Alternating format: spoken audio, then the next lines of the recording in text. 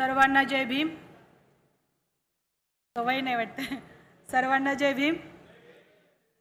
आज गांधी विचार साहित्य संमेलन 2025 या संमेलनामध्ये माझ्या विषयाची मांडणी करण्यासाठी सोबत असलेल्या डॉक्टर श्रुती तांबे आणि आमच्या परिसंवादाचे अध्यक्ष डॉक्टर अजित अभ्यंकर. माझं जरा सोपं झालं, म्हणजे मी जे काही बोलीन त्याच्यानंतर त्याला कव्हर करणारे दुसरे सिनियर मंडळी माझ्या पाठीमागं बोलणार आहेत. त्याच्यामुळे जरा भार पण हलका झाला. जात, वर्ग, स्त्रीदास्य आणि गांधी किंवा गांधीजींच्या दृष्टिकोनातून मी कल्पना पण केली नव्हती की गांधींच्या दृष्टिकोनातून अशा विषयावर मांडणी करायला मी येईल किंवा असा विषय पण असू शकतो. आणि मी एक सूचिन्ह मांडते, एक चांगली सुरुवात आहे असं मी मानते. या विषयावरती आज चर्चा होते आहे. माझ्या विषयाला सुरुवात करण्यापूर्वी मी माझं लोकेशन तुम्हाला सांगणं गरजेचं आहे. मी आंबेडकरवादी अभ्यासक आणि कार्यकर्ती आहे आणि माझ्या लोकेशनमधून मी गांधींना या विषयाच्या संदर्भातून बघणार आणि ती मर्यादा किंवा तुमची अडचण पण होऊ शकते, त्याची मी तुम्हाला पूर्वकल्पना दिलेली बरी. पण मला असं वाटतं, मी सुरुवातीला जे सांगितलं की अशी चर्चा ठेवणं हे एक चांगलं चिन्ह आहे. हे दोन कारणांनी मानते की आज वर्तमानामध्ये ज्या सत्तेच्या अंतर्गत आपलं जगणं सुरू आहे, जगतोय म्हणजे आपण, आणि तिच्याशी कसं दोन हात करायचं किंवा अशा धर्मांध प्रवृत्तींचा कसा बिमोड करायचा, आणि त्याच्यासाठी ज्यांचं थोडं पटतंय, काही पटत नाही, पण किमान 70% 80% सहमती होऊ शकते पुढची वाटचाल करताना, म्हणून बुवा आपण एकत्र येऊन चर्चा केली पाहिजे. काही जुळतं का आपला पुढचा प्रवास, अशा दृष्टीने मी हे चर्चेला बघते. हा विषय आल्यानंतर मी स्वतःच विचार करायला लागले की जाती व्यवस्थेच्या अंतासाठी, वर्ग व्यवस्थेच्या अंतासाठी आणि स्त्रीदास्याच्या अंतासाठी गांधींचं काही मूलभूत चिंतन आपल्याला सापडतं का? मूलभूत सिद्धांकनं काही मिळतात का? किंवा गांधींनी जरी सिद्धांकन नाही केलं तरी व्यवहाराच्या पातळीवरती त्याच्यामध्ये आपल्याला काही क्रांतिगामी आशय मिळतो का, जात, वर्ग, स्त्रीदास्य अंताच्या दिशेने जाण्यासाठी? हे दोन प्रश्न मी तुमच्या समोर पण ठेवणार आहे. मी चर्चा तर करीनच, पण हे दोन प्रश्न याच्यासाठी तुमच्या समोर ठेवते की मी आत्तापर्यंत गांधींना आंबेडकरांशी त्यांचं काय पॉलिटिक्स राहिलं ह्या ध्रुवातून बघत आलेले आहे, किंवा जाती व्यवस्थेबद्दलचं त्यांचं आकलन हे कसं स्पिरिच्युअल, वरवरचं, लिबरल असं आहे. आणि मग आपण जो म्हणतो व्यवस्थेचा अंत, जात ही संरचनात्मक बाब आहे किंवा सिस्टम आहे. जाती व्यवस्था ही एक सिस्टम आहे. हे मला गांधीजींच्या विचारांमध्ये फार सिस्टम म्हणून गांधीजी विचार करतात असं दिसत नाही. त्याच पद्धतीने मला हेही अगदी स्पष्ट आणि नेमकं सांगावं लागेल की स्त्रीदास्य अंताचा विचार जेव्हा आपण म्हणतो तेव्हा स्त्रीदास्याबद्दलचं गांधीजींचं मूलभूत चिंतन किंवा एक सिस्टम म्हणून, पितृसत्ता ही एक व्यवस्था आहे. जशी जात ही एक व्यवस्था आहे, तसं स्त्रियांचं दास्य एका व्यवस्थेतून घडतं, म्हणजे जात आणि पितृसत्ता यांच्या हातमिळवणीतून घडतं. तर या व्यवस्थेबद्दलचं मूलभूत चिंतन, सिद्धांकन गांधीजींच्या विचारात मला फारसं दिसत नाही. आता व्यवहाराबद्दल बोलू किंवा त्यांनी सुटं काही चिंतन मांडले त्याच्याबद्दल बोलू तर काही गोष्टी हाताला लागतात, म्हणजे फार नकारात्मक असण्याची काही कारण नाही. पण ज्याला आम्ही एक मूलभूत चिंतन, जी गोष्ट नष्ट करायची आहे, घर पाडायचे आपल्याला, अजून काहीतरी नष्ट करायचं, जे नष्ट करायचं आहे त्याच्याबद्दल, त्याच्या उगमाबद्दल, त्याच्या विकासाबद्दल, त्याच्या ते कसं, त्याची यंत्रणा कशी आहे त्याच्याबद्दलचं चिंतन हे पाहिजे. जे काही नष्ट करायचे म्हणजे अमुक एक सत्ता घालवायचे, त्या सत्तेचं चरित्र काय, त्या सत्तेचं वैचारिक तात्विक अधिष्ठान काय, हे आपण चर्चा करतो ना आता, ज्यांना घालवायचं आहे. तर मग अशी जी नष्ट करण्याची बाब आहे, जिचं निर्मूलन करायचं आहे, बिमोड करायचं आहे, ती कशी काम करते, सिस्टम म्हणून कशी काम करते, याच्याबद्दल मला गांधीजींच्या विचारामध्ये फार काही हाताला लागत नाही सिस्टम म्हणून. पण एका उदारमतवादी ढाच्यामध्ये गांधीजी जे काही विचार मांडतात त्या विचारांबद्दल चिकित्सक असून किंवा मतभेद नोंदवत सुद्धा आपल्याला गांधीजींमध्ये जे एक प्रागतिक दिशेने बदल झालेले दिसतात ते पण नोंदवायला पाहिजेत. म्हणजे मी असं बघेन की आयडियल भंगी ज्या काळात गांधीजी लिहितात, आदर्श भंगी कसा असला पाहिजे, तर त्याला शौचालय कसं बांधायचं, त्याचं निर्जंतुकीकरण कसं करायचं, याच्याबद्दलचं ज्ञान पाहिजे.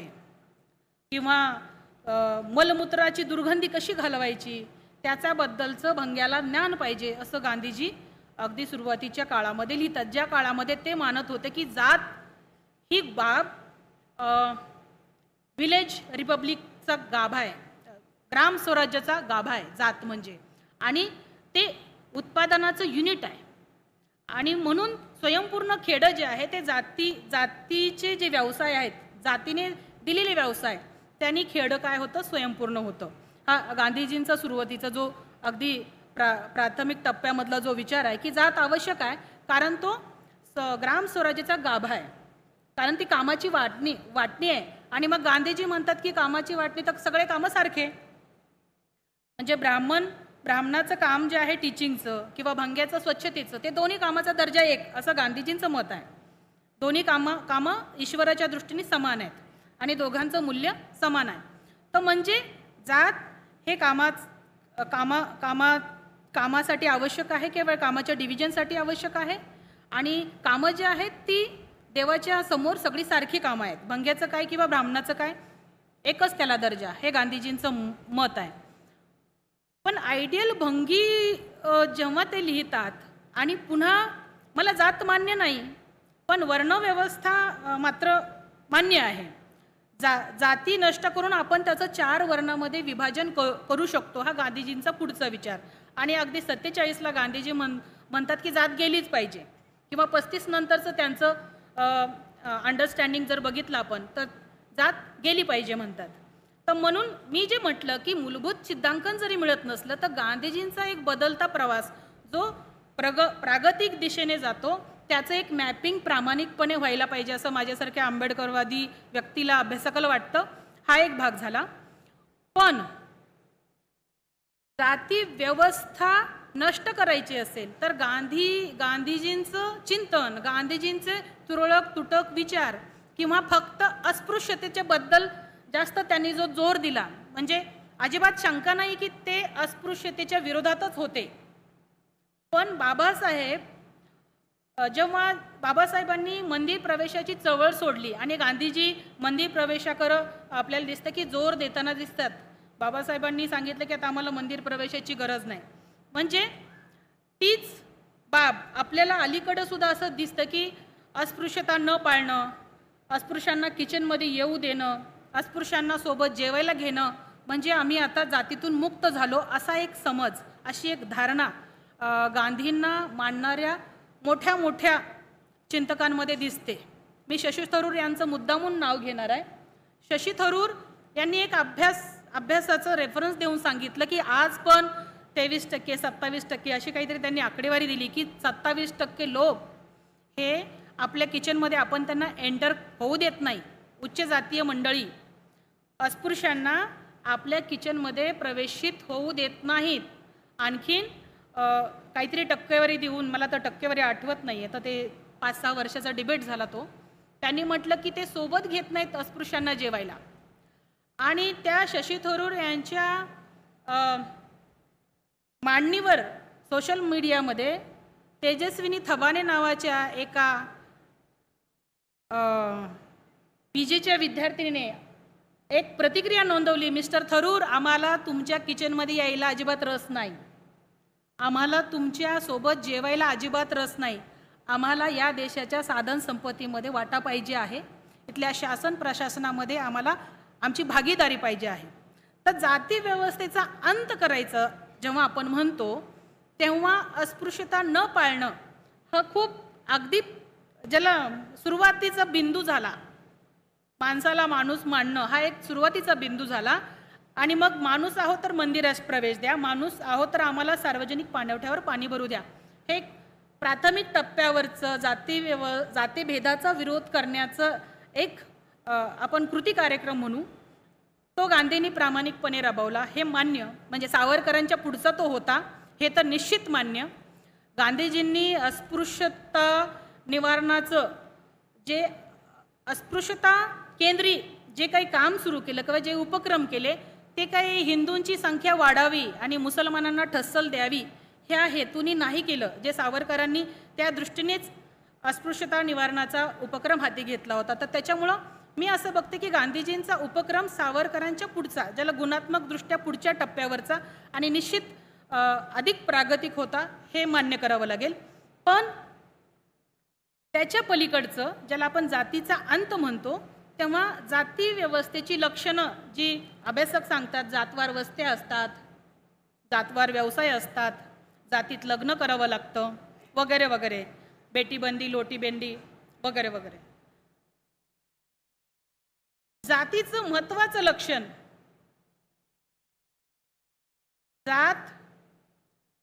जातीची धारणा ही जातीच्या पलीकडे नेता मानायला तयार नसते.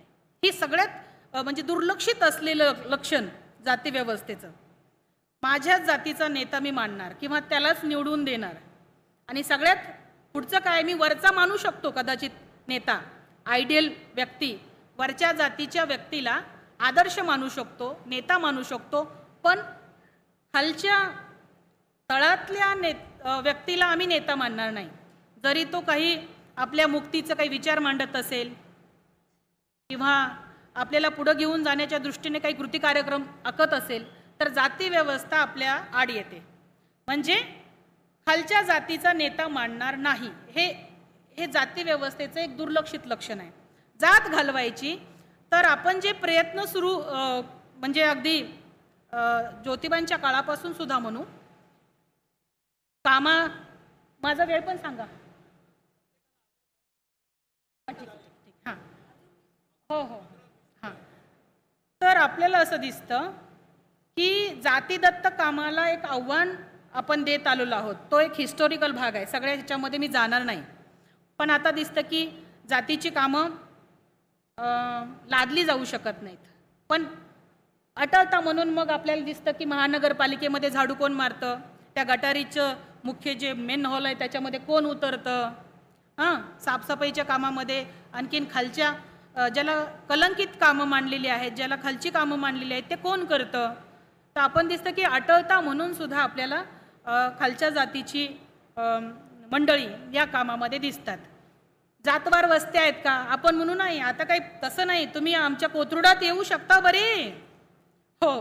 पण आपण दिसतं की वस्त्यांमध्ये कोण राहतं, भीमनगरमध्ये कोण राहतं, आंबेडकर नगरमध्ये कोण राहतं, डायस प्लॉटमध्ये कोण राहतं, तुमच्या पुण्याच्या मंगळवारपेठेत कोण राहतं. तर जातवार वस्त्या नाहीत कंपल्सरी, पण तिथे राहण्यासाठी अटळता जी येते, की जी परिस्थिती, भौतिक परिस्थिती येते, त्याच्याबद्दलचं स्टेट म्हणूनचं चिंतन 70 वर्षात गांधीजींच्या विचारांचं शासन असताना तरी झालं का, हा खरा प्रश्न आहे. सोडून देते हा मुद्दा. पण जाती अंत करायचा असेल तर आपल्याला जातीचे 5-6 जी लक्षणं आहेत त्याच्यावर धोरण म्हणून काम करायला पाहिजे. आणि गांधीजींचं मूलभूत चिंतन असतं तर गांधीजींना मानणारा, गांधीजींचा विचार मानणारा वर्ग जेव्हा सत्तेत होता तेव्हा त्यांनी काहीतरी ठोस उपक्रम ह्या लक्षणांना घेऊन आखले असते, तर ते झालेले नाहीत, हे मला इथं नमूद करायला पाहिजे. दुसरं आपण बघतोय की स्त्री दास्यांत. मी सुरुवातीलाच सांगितलं, जात वर्ग आणि स्त्री दास्यांताबद्दलचं गांधीजींचं एक मूलभूत चिंतन, सिद्धांकन काही सापडत नसलं तरी गांधीजींचे ज्याला आपण तुरळक विचार, सुटे विचार याच्यातून गोळा करून आपल्याला दिसतं की गांधीजी सुरुवातीच्या काळामध्ये एक बेनेव्होलंट वरून लिबरल टप्प्यावर जातात. त्याच्यानंतर हळूहळू ते अधिक लिबरल होत जातात. म्हणजे आता नेमका मुद्दा बघा, आफ्रिकेमध्ये असताना 2 मुलींची छेड काढली मुलांनी. गांधीजींना पत्र लिहून त्या मुलींनी विचारलं, बापूजी काय करावं? त्यांनी म्हणे तुमचे केस कापा, केसामुळं आमंत्रण मिळतंय छेडछाडीला. तर गांधीजींनी त्यांना असा सल्ला दिला, जसं आपल्या सिंधुताई सपकाळ सांगायच्या की पूर्ण कपडे घातले तर बलात्कार होणार नाही. तर गांधीजींनी छेडछाड असेल किंवा ज्याला आपण म्हणू बलात्कार, त्याच्याबद्दल स्त्रियांना जबाबदार धरलेला आहे. म्हणजे इतकं की आणखीन हॉरिबल मी बघितलं की हिंदू स्वराजमध्ये त्यांनी असं म्हटलं की बलात्कार झालेल्या स्त्रियांमुळं त्या कुटुंबाची म्हणजे कुटुंबाची आणि त्या समूहाचं जर ऑनर जात असेल, सन्मान जात असेल, तर त्या बलात्कारी स्त्रीचं ऑलरेडी माणूस म्हणून मूल्य गेलेलं असतं, गमावलेलं असतं, तर तिला मारलं तर हरकत नाही. न्याय्य आहे ती गोष्ट. म्हणजे गांधीजींचे असे विचार आपल्याला सुरुवातीच्या टप्प्यामध्ये दिसतात. तर इवन डॉक्टर सेंगर ह्या भारतामध्ये 1935 साली आल्या होत्या, ज्यांनी गर्भनिरोधकाच्यासाठी एक चळवळ सुरू केली होती, कुटुंब नियोजन करायला पाहिजे म्हणून. तर गांधीजी गर्भनिरोधकाच्या विरोधात होते. त्यांनी सांगितलं की ब्रह्मचर्याचं पालन करायला पाहिजे आणि त्याची जबाबदारी पुन्हा महिलांवर त्यांनी थोपवलेली आहे की तुम्ही स्वतः पण तुमचं नियंत्रण करायला पाहिजे आणि तुमच्या नवऱ्याचं पण नियंत्रण करायला पाहिजे. तर मला असं वाटतं की एक थोडंसं आजच्या काळामध्ये कालबाह्य आपण म्हणू शकतो असे काही विचार स्त्रियांच्याबद्दल गांधीजींचे होते. पण गांधीजींनी एकूणच राष्ट्रीय आंदोलनामध्ये जो मार्ग स्वीकारला, उपोषणाचा, सत्याग्रहाचा, अहिंसेचा, हा स्ट्रेन मार्ग आहे. बायकी म्हणू आपण, कोट अनकोट बायकी. आणि नथुराम गोडसेनी फासावर जाताना जे काही जाहीर स्टेटमेंट केलं होतं त्याच्यामध्ये त्यांनी सांगितलं, अहिंसा, उपोषण, प्रार्थना हे याने हा जो गांधीजींनी मार्ग पत्करलाय याने हिंदू समाजाचं अपौरुषीकरण होत आहे, पुरुषत्वाला धक्का लागतो आहे. मी गांधीजींना ह्याच्यासाठी 100 मार्क देणार आहे. नथुराम लिहितो, अहिंसा, उपवास, प्रार्थना, सत्याग्रह हे जे काही बायकी, म्हणजे त्यांनी म्हटलंय की याच्यामुळं हिंदू समाजाला अपौरुषत्वाकडं नेणारा हा मार्ग आहे आणि हा हिजड्यांचा आणि बायकांचा मार्ग आहे. म्हणून गांधीजींना मी याच्यासाठी 100 मार्क का देईन? कारण बुद्ध, महावीर, कबीर ही श्रैन परंपरा आहे. आपण विठ्ठलाला पण विठाई म्हणतो. तर गांधीजींनी टूल म्हणून का होईना लढ्याचं, सत्याग्रह, उपोषण, प्रार्थना, हा जो मार्ग आहे त्याच्यात आपल्याला अध्यात्म खूप दिसतं. म्हणजे अध्यात्मच आहे दिसायला काय, पण तरी सुद्धा एका लेवलला हा जो मार्ग आहे जर तो श्रेणत्वाकडे जाणारा असेल तर गांधींना 100 मार्क याच्यासाठी दिले पाहिजे की आपण ही गोष्ट जी आहे ती पलीकडं खूप लागलेली आहे, पलीकडच्या छावणीला. ते म्हणले हा बायकी आणि हिजड्यांचा मार्ग आहे. तर मग सगळ्या भारतातल्या बायांना आणि हिजड्यांना तर गांधीजींच्याबद्दल गौरव वाटला पाहिजे की त्यांनी एक प्रीवैदिक काळातला किंवा अवैदिक वर्षाचा उपोषणाचा मार्ग हा मेनस्ट्रीममध्ये आणला, त्याला राष्ट्रीय बनवला.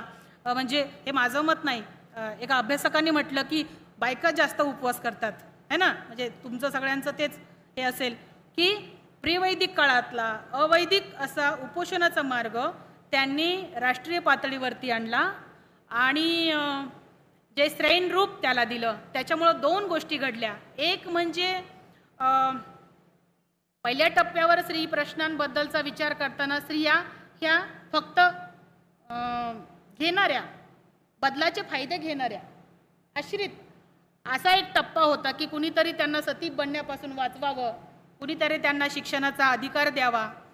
ह्याच्यामध्ये आपल्याला सत्यशोधक प्रवाह हा रॅडिकल दिसतो, पण तरी एक मेनस्ट्रीम स्त्री प्रश्नाचा विचार याच्यामध्ये स्त्रिया ज्या आहेत त्या घेत्या, चळवळीचे फायदे घेत्या, आंदोलनाचे फायदे घेत्या. गांधीजींनी त्यांना कर्तेपणाच्या भूमिकेमध्ये आणलं. एक म्हणजे तुम्ही घर बसल्या सूत कातू शकता किंवा तुम्ही सत्याग्रही बनू शकता. आणि स्त्रियांना एका प्रायव्हेट प्लेसमधनं त्यांनी पब्लिक स्पेसमध्ये आणून राष्ट्रीय चळवळीमधली स्त्रियांची भागीदारी जी आहे ती निश्चित केली. आणि म्हणून मला असं वाटतं की गांधीजींचं हे आपल्याला गांधीजींबद्दल कितीही आपण क्रिटिकल असलो तरी आपण त्यांचं जे काही योगदान आहे ते सुद्धा अधोरेखित करायला पाहिजे. तर गांधीजींनी इतकं राष्ट्रीय चळवळीत स्त्रियांचं पार्टिसिपेशन कुणी वाढवलेलं आपल्याला त्या काळामध्ये दिसत नाही. तर मग ते सत्याग्रहीमध्ये असू देत किंवा एक संरचनात्मक कामामध्ये, दारूबंदीचं काम असेल, शैक्षणिक कामं असतील, अस्पृश्यता निवारणाची कामं असतील, याच्यामध्ये स्त्रियांना महत्त्वाची किंवा एक चांगली कळीची भूमिका मिळाली. आणि ती केवळ गांधीजींच्या एका जास्त लिबरल धोरणांमुळे मिळाली. सरोजिनी नायडूंसारखे अध्यक्ष काँग्रेसला मिळाली, याच्यातच ते काय सगळं ते आलं. पण तरी स्त्री दास्य म्हणून ज्याला म्हणतात, पॅट्रियार्की सिस्टम म्हणून जे म्हणतो, ते मला वाटतं की गांधीजींना सिस्टम म्हणून स्त्री दास्याची उकल झाली नव्हती. आणि त्याच्यामुळं गांधीजी जे आहेत ते स्त्रीमुक्तीचा एक परिपूर्ण विचार म्हणून घ्यायला जरा माझ्यासारख्याला जड जातं. दुसरं आहे की वर्गांत. तुम्हाला सगळ्यांना हे माहिती आहे की गांधीजींना वर्ग संघर्षच जो आपण बघतो तसा मान्य नाही. म्हणजे कसा विषय ठेवला ते मला माहीत नाही, पण ज्याला आपण म्हणतो की शोषक वर्ग आणि शोषित वर्ग ह्यांचे हितसंबंध एक असू शकत नाहीत. आणि मग लढायचं कसं, म्हणजे वर्ग दास्य संपवायचं कसं असं आपण म्हटलं तर गांधीजी म्हणतील की डायलॉग करा, संवादी राहा, असहकार. म्हणजे एकतर तुम्ही संवादी राहा, भांडू नका, अहिंसेच्या मार्गाने जावा. आणि आता हे विश्वस्त मंडळी आपण ज्यांच्याकडे गांधीजी ट्रस्टी म्हणून बघतात असे सगळे भांडवलदार हे हिंस्र शोषणाच्या स्पर्धेमध्ये उतरलेले आहेत. ते काही फक्त कामगारांचं शोषण करत नाही. गांधीजी बोलतात ते फक्त कामाचा आदर करा, योग्य कामाला मूल्य द्या किंवा रोजगार द्या. म्हणजे मग त्या अर्थानं ते त्या विश्वस्ताच्या भूमिकेकडे बघतात. त्यांनी कामगारांचं शोषण करता कामा नये, त्यांना उचित त्यांच्या कामाचं वेतन दिलं पाहिजे. पण हा वर्ग संघर्ष कामगार आणि भांडवलदार असा नाही आहे. वर्ग संघर्ष जो आहे तो इथल्या साधन संपत्तीची मालकी, नियंत्रण आणि उपभोग जो आहे त्याच्यामध्ये विषमता आहे. आणि जो भांडवलदार म्हणू तो केवळ कामगारांचं शोषण करत नाही, इथल्या पृथ्वीचं शोषण करतो, इथल्या निसर्गाचं शोषण करतो आहे. तर वर्ग संघर्ष हा निसर्गाच्या शोषणाविरुद्ध पण करावा लागणार आहे. इथली जंगल, जमीन, हवा याच्यावरती ब्राह्मो भांडवली शक्तींचं अतिक्रमण होत असताना हा वर्ग संघर्ष त्यांच्या कुठेतरी चित्तशुद्धी, संवाद, अहिंसा ते हिंसक मार्गाने जर उतरलेत. आता तुम्ही बघाल की आरे कॉलनीचं आंदोलन असेल, सुरजागडचं आंदोलन असेल, हासदेव जंगलासाठी लोक झाडांना कवटाळून बसलेले आहेत. तर पोलीस भांडवलदारांच्या वतीनं स्टेट सुद्धा येत आहे. अशा वेळेस केवळ हा जंगल जाण्याचा मुद्दा नाही, अशा वेळेस हा कामगार वर्गांचं अधिकाधिक शोषण होण्याचा किंवा कामगार जे आहेत ते अजून कारखान्याच्या बाहेर यांत्रिकीकरणामुळे फेकले जातात हा मुद्दा नाही आहे. मुद्दा हा आहे की निर्वाह केंद्री किंवा पारंपरिक निर्वाह साधनं ज्यांची आहेत ती या भांडवली अतिक्रमणामुळे हिरावून घेतली जात आहेत.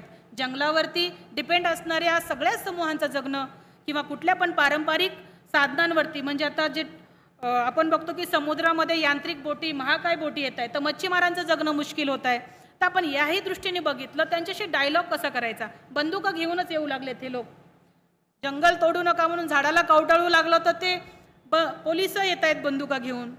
हां, तर मग ही लढाई भांडवलदारांच्या चित्तशुद्धीची वाट बघेपर्यंत थांबवायची का, किंवा नेमका मार्ग काय? म्हणजे मी असं म्हणत नाही की अहिंसक मार्ग एकदम फेल आहे, पण मग संसदीय मार्गाने जे ऐक्य करायचं आहे त्या ऐक्यामध्ये आपल्याला असं दिसतं की सगळ्यात मोठा अडसर जात आहे. म्हणजे वर्गसंघर्ष जर करायचा असेल तर पॉलिटिकल क्लास किंवा राजकीय वर्ग म्हणून आपण कधीही एक येऊ शकत नाही जोपर्यंत इथं जाती व्यवस्था आहे. आणि म्हणून जाती व्यवस्थेच्या अंतासाठी आपल्याला एक दीर्घ पल्ल्याची सांस्कृतिक लढाई करावी लागेल. त्याची उत्तरं बाबासाहेबांच्या परीने दिलेली आहेत. मी काही त्याच्याबद्दल इथं आग्रहाने काही मांडावं असं मला स्वतःला वाटत नाही. ते रास्त आणि उचित होणार नाही. पण जोपर्यंत जाती व्यवस्था आहे तोपर्यंत वर्गसंघर्ष होणार नाही, किंवा ज्याला आपण आर्थिक समता प्रस्थापित करायची बाब म्हणतोय ते होणार नाही. बाबासाहेबांनी खूप त्यांचं फेमस भाषण आहे, सगळ्यांना माहिती आहे की इथली राजकीय लोकशाही ही कुचकामाची ठरेल जर तिला आर्थिक आणि सामाजिक लोकशाहीची बैठक नसेल तर. मग ही सामाजिक आणि आर्थिक लोकशाही आणण्यासाठी आपल्याला वर्गसंघर्ष हवा आहे. आणि मला असं वाटतं की स्त्रिया, इथला सगळा शोषित वंचित वर्ग यांच्या ऐक्यातून हा वर्गसंघर्ष खऱ्या अर्थानं एका प्रगल्भ अवस्थेला जाईल. म्हणून मला असं वाटतं की आजचा परिसंवाद गांधीजींनी काय मांडलं याच्यापेक्षा गांधीला मांडणारे आम्ही हे मुद्दे घेऊन पुढचं राजकारण कसं करणार आहोत आणि त्यातल्या मर्यादा कशा टाळणार आहोत याच्यासाठी असावा. आणि म्हणून मला असं वाटतं की आपण त्या दृष्टीनेच माझी मांडणी घ्याल. मी माझं वेळेमध्ये जास्त वेळ न लावता वेळेत संपवते आहे. मला इथं बोलवलं त्याबद्दल मी आभार मानते आणि माझं लांबलेलं भाषण थांबवते. जय भीम.